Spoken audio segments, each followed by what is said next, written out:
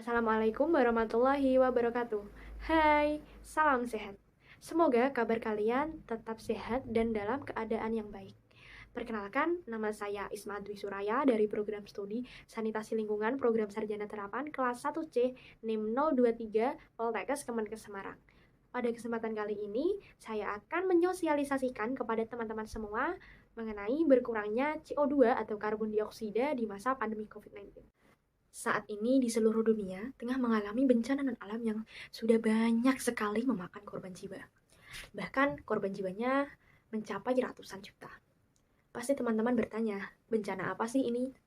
Ya, benar sekali jika teman-teman menjawab pandemi COVID-19. Pandemi COVID-19 sudah berlangsung kurang lebih selama 2 tahun.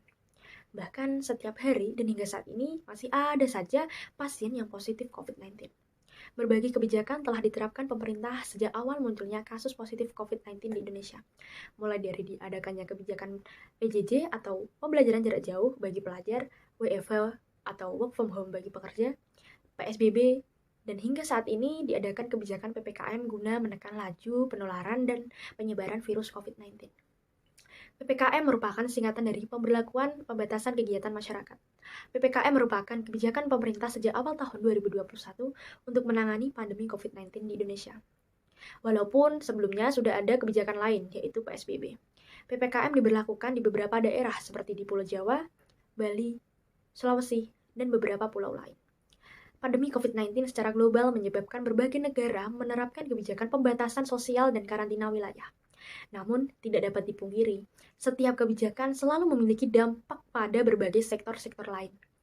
Beberapa negara di dunia mengalami penurunan emisi karbon dioksida atau CO2 yang sangat signifikan, terutama di daerah perkotaan di wilayah Asia Tenggara, termasuk Indonesia. Walaupun sampai saat ini PPKM masih menjadi pertentangan di antara masyarakat karena membatasi aktivitas masyarakat dalam mencari penghasilan dan berkegiatan sehari-hari. Namun, sebenarnya PPKM memiliki dampak yang besar bagi lingkungan hidup. Selain dapat menekan laju penularan dan penyebaran COVID-19, PPKM juga memberi ruang kepada lingkungan untuk bernafas kembali.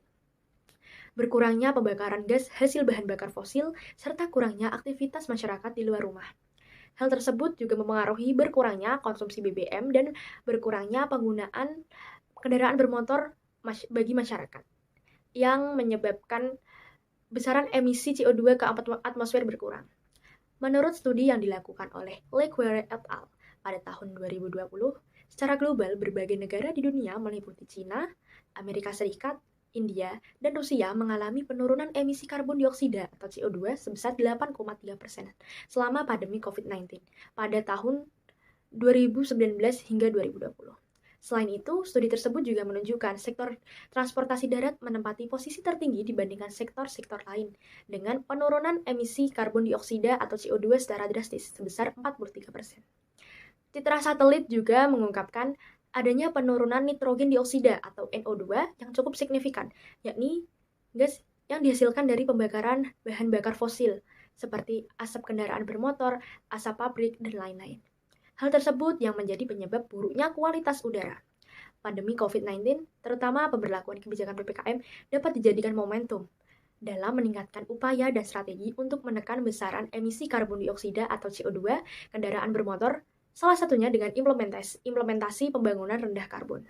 Selain kualitas udara yang membaik, jika dilihat dari kualitas air, kegiatan pariwisata bahari pun terhenti. Dampaknya, lautan juga mengalami penurunan polusi suara, sehingga menurunkan tingkat stres makhluk hidup seperti ikan, biota laut, dan makhluk lain yang ada di dalam laut, menjadi lebih tenang dalam bermigrasi. Adanya kebijakan pembatasan sosial dan lockdown di beberapa negara juga berdampak positif bagi keanekaragaman hayati flora dan fauna. Berdasarkan laporan dari organisasi Nirlaba Plant Life, berbagai jenis tanaman dan bunga terlihat tumbuh lebih banyak daripada biasanya. Efeknya, kehadiran hewan seperti burung, kupu-kupu, lebah, capung di taman pun kian marak dan kian banyak populasinya. Selain itu, satwa yang terancam punah pun banyak yang hidup. Pandemi COVID-19 telah menimbulkan berbagai dampak bagi lingkungan global. Dampak positif ditandai dengan penurunan emisi gas rumah kaca, membaiknya kualitas udara perairan dan udara perkotaan menjadi lebih sehat, serta peningkatan keanekaragaman hayati. Namun di sisi lain, Dampak negatif dirasakan pada sektor persampahan dan sektor kehutanan. Jumlah sampah medis yang meningkat karena akibat pandemi ini. Dan deforestasi juga kian meningkat. Penurunan emisi selama pandemi COVID-19 hanyalah efek jeda yang tak terencana dan belum tentu bermakna secara jangka panjang pada kualitas lingkungan global. Sebagai warga negara yang baik, sudah seharusnya kita menaati peraturan yang dibuat oleh pemerintah. Oleh karena itu, mari kita taati aturan PPKM untuk menekan laju penyebaran COVID-19. Dan kita harus menaati protokol kesehatan. Yuk, kita taati aturan pemerintah dengan cara diam di rumah saja dan menaati protokol kesehatan, agar pandemi ini cepat selesai. Demikian yang dapat saya sampaikan, semoga bermanfaat. Kurang lebihnya mohon maaf. Wassalamualaikum warahmatullahi wabarakatuh.